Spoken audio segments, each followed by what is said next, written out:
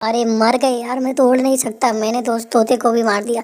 मैं इस बर्फीले जंगल से कहाँ जाऊंगा, अब तो मैं यहीं मर जाऊंगा। जंगल के सारे पक्षी प्रवास पर निकल गए थे, क्योंकि उनके जंगल में सर्दियों का मौसम आ गया था। वो गर्म जंगल की तरफ चले गए थे। जंगल में अकेला कालू कौवा ही रह गया था, क्योंकि उल्लुओं के साथ लड़ाई में उसने अपना एक पंख खो दिया था। अब वो उड़ नहीं सकता था। अगर मैंने किसी से दोस्ती की होती तो आज मैं यहाँ पे अकेला नहीं रहता, कोई भी मुझे अपने साथ ले जाता। मैं बहुत बुरा हूँ, मैंने किसी के साथ अच्छा नहीं किया, इसीलिए मेरी ये दशा हुई। अब तो मैं यही ठंड से मर जाऊंगा। हे भगवान, कैसे भी कोई उपाय करो ताकि मैं गर्म जंगल की तरफ चला जाऊं। तभी उसकी नजर पास में बैठे हुए मिट्टू तोते पर नजर जाती है। वो देखता है वो तोता तो अंधा होता है। तोते भाई, इस तरफ मैं यहाँ पर हूँ, जरा इधर आओ।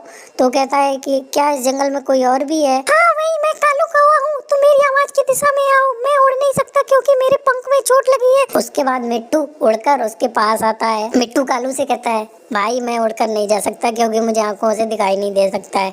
अच्छा कोई बात नहीं, क्या तुम नहीं चाहते हो कि हम लोग गर्म जंगलों की तरफ चले? अगर हम लोग यहाँ रहे तो ठंड से हम दोनों की मौत हो जाएगी। मेरे पंख में तो चोट लग गई है क्योंकि मैंने उल्लुओं के साथ झगड़ा किया था, इस वजह से। एक काम करो, मेरे आंखें हैं, मैं तुम्हें रास्ता बताऊंगा, तुम मुझे अपने साथ उड़ा ले चलो। हाँ, हम लोग ऐसा ही करते हैं। मिट्टू को भी उसे उसका सुझाव बहुत अच्छा लगता है। उसके बाद कालू कौवा और मिट्टू उड़ते हुए जाते हैं। वो लोग बहुत लंबा सफर तय करते हैं, उड़ते चले जाते हैं। मिट्टू कालू से कहता है, कालू भाई अगर कहीं पर कुछ खाने का हो तो देख लेना यार, मुझे बहुत जोर से भूख लग रही है, बहुत देर से मैं उड़ा जा रहा हूँ। अच्छा ठीक है। उसके बाद कालू कौवा कहता है, अच्छा यहीं पर रोको। एक जगह वो लोग पेड़ पे रुकते हैं। कालू भाई क्या यहाँ कुछ खाने के लिए है? मैं देखता हूँ। उसके बाद कालू कौवा को दो फल मिलते हैं, एक हरा और एक पका हुआ लाल। तो कालू कहता है, इसको कहाँ पता चलेगा, इसे हरा वाला फल देता हूँ। वो उसे दे देता है। मिट्टू उसे खाता है। खट्टा फल है ये तो, मुझसे नहीं खाया जा रहा है। तुम्हारा फल कैसा है? मेरा फल भी ऐसा ही है। कालू को सिखाता है।